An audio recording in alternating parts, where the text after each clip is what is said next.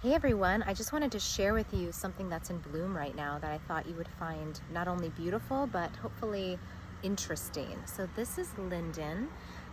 When we moved into this house in the wintertime, I had no idea what was actually on this property. So I just, am continually being surprised all spring and summer long.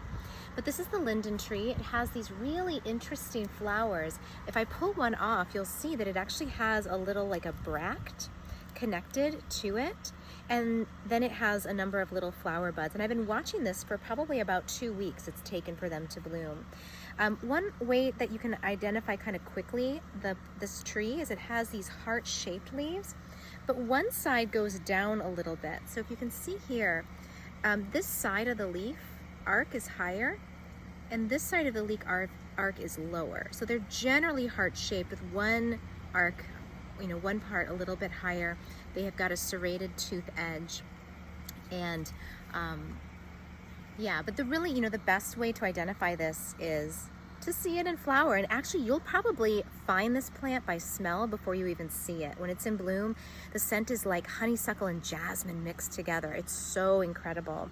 And this herb is one that I really love to use for heart issues. So from recovering from grief, it's a really nice relaxant. So it's like a kind of a nervine sedative you can use to help you recover from long periods of stress, overwhelm, exhaustion. And what you do is you can either, buy them already dried, or you can just dry them. And all you have to do is lay them on a piece of, maybe a piece of cardboard or a brown paper bag, or you can hang them upside down like this, but you'd have to gather a lot of them and that'd be a lot of string. So I just dry mine flat like this, and attics are the best because they're dry and hopefully you have some ventilation in your attic so you can put on a fan or something like that. But linden is a heart remedy. It's a nervine sedative. It's a gentle expectorant, so it breaks up phlegm, which is pretty interesting too. It also has an affinity for the lungs, so it can be a lung tonic as well as a heart tonic.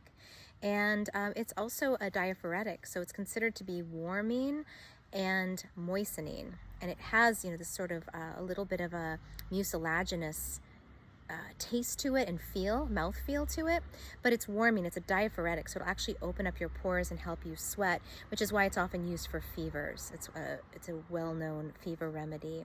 So yeah, just take a few bunches of the dried flowers and this little petiole leaf and put them all together, and you've got an incredible herbal tea.